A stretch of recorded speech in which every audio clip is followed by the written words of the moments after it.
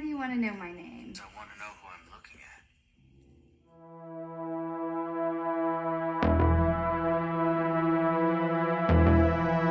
Nightmare Files.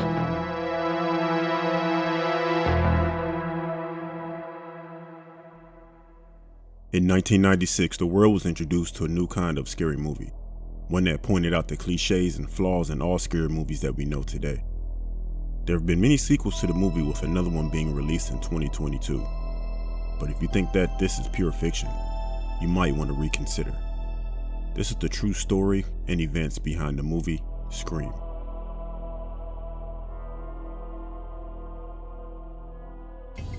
The killing sent a shockwave here through the University of Florida campus. You know, it really makes me fear for my life. I just think it's really frightening that something like this can happen in your own backyard. Well, it was really shocking. We were sitting on the floor in the dorm and immediately got up and locked the door. It concerns my mother even more. Many continue to go to classes even though they say the administration should postpone school for a few days. I think they should until at least next week. See what happens. I mean, they should catch this guy. I'm going to take her back home because it's too much of a risk. A lot of people are leaving. Our whole dorm this weekend's going to be gone. Many haven't left town, but an arrest soon would pacify this anxious, nervous community. Students are arming themselves with knives, rolling pins, stun guns. Special. You know how to handle it? No, but I'm going to find out. All I can say is that you need to protect yourself against any intruder, anyone that you don't know in your apartments and your complexes, and make sure your complexes are secure.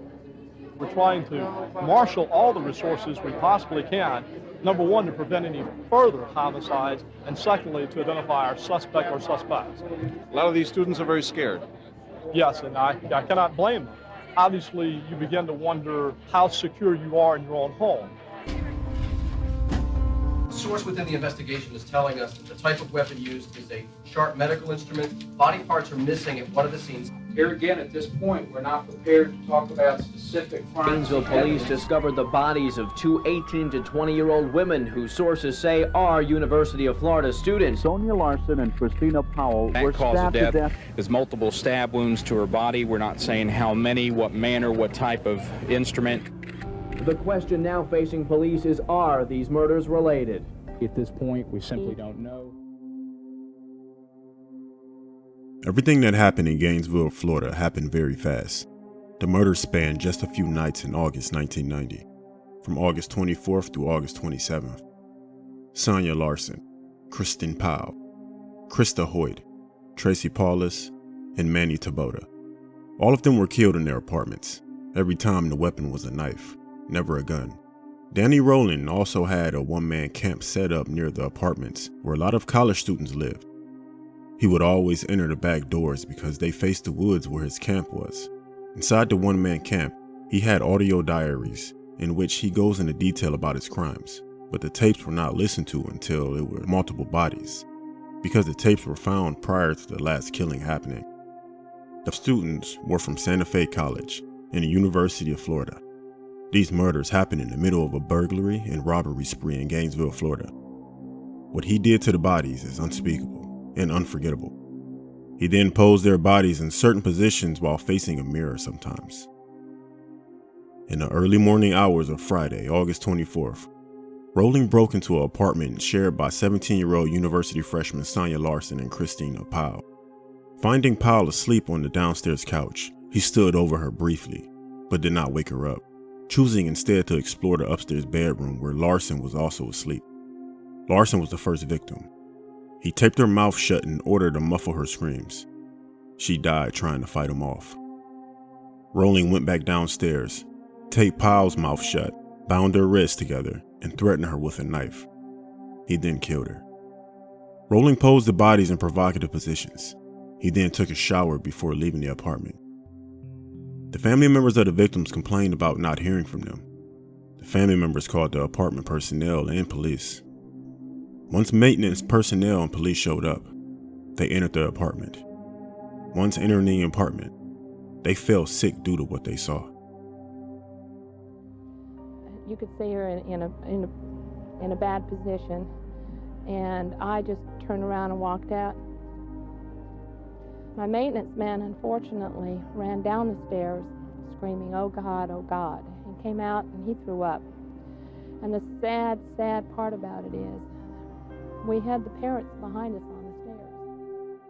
8 hours later, on August 25th, Rowling broke into the apartment of 18-year-old Christa Hoyt, prying open the sliding glass door with a knife and a screwdriver. Noticing that she was not home, he waited in the living room for her to return. At 11 a.m., Hoyt entered the apartment, and Rowling surprised her from behind, putting her in a chokehold. After she stopped fighting, he taped her mouth shut, bound her wrists together, and led her into the bedroom. After arriving back at his campsite when he left her apartment, Rowling could not find his wallet.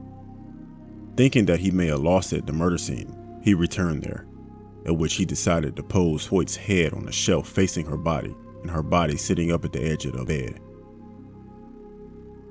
By now, the murders had attracted widespread media attention, and many students were taking extra precautions.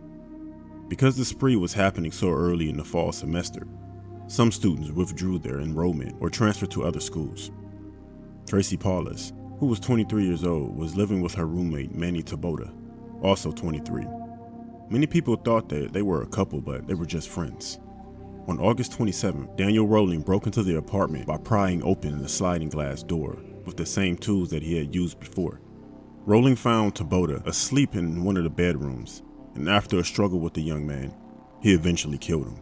Hearing the commotion, Paules went down the hall to Taboada's bedroom and saw Rowling. She ran away and attempted to barricade herself in her bedroom, but Rowling broke through the door. Rowling taped her mouth and wrists, cut off her clothing, and he killed her. Rowling posed Paula's body, but left Taboada's in the same position in which he had died. With the exception of Taboada, all the victims were petite Caucasian brunette women with brown eyes. Although law enforcement initially had very few leads, police did identify two suspects. One, a University of Florida student who had a history of mental illness and had numerous scars on his face from a car accident, making him an ideal image when discussing news about the investigation. His photo was shown repeatedly by media outlets. Rowling once told a friend that he liked to stick knives in people. That friend told his wife. His wife, when she heard about the killings, also heard about killings in Louisiana that happened. Her conscience was telling her that the person committing these crimes were Daniel Rowling, the family friend. She eventually told the police that they should look into Rowling, and they did. Authorities publicly cleared any other suspects of all charges after Rowling's arrest. Years after the murders, Rowling's guilty to all charges. His motive was to become a huge star and to be well known like serial killer Ted Bundy. Before being sentenced, Rowling was asked if he wanted to address the court, and he answered yes with a smirk on his face, him and his lawyer. He proceeded to stand up and sing a song to his lady friend who was present in court, and he sat down like it was nothing once he was done. He was eventually sentenced to death and was executed October 25, 2006. This was the story about the Gainesville Ripper, the crimes that inspired the movie Scream. I have to give Mr. Rowling an opportunity to have a say. You have anything you want to say, Mr. Rowling? Well, sir. If it please the court, could I address the court? Sure, say whatever you want to say. Thank you. And I recall the day I first saw you. I reached out to say I love you, but it was hard to say. I couldn't touch you.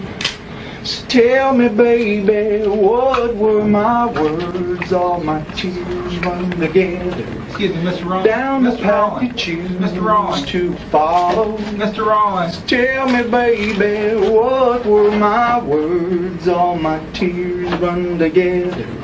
What were my words? All my tears run together, baby, just like rain.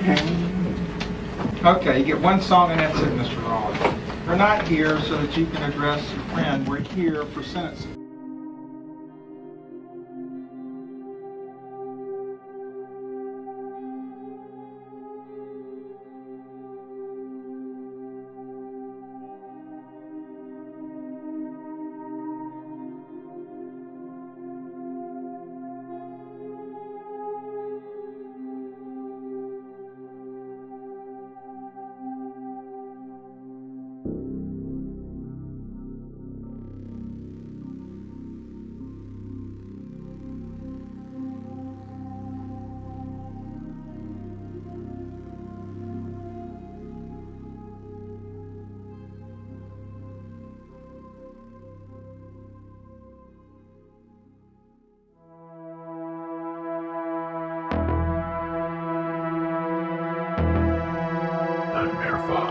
Files.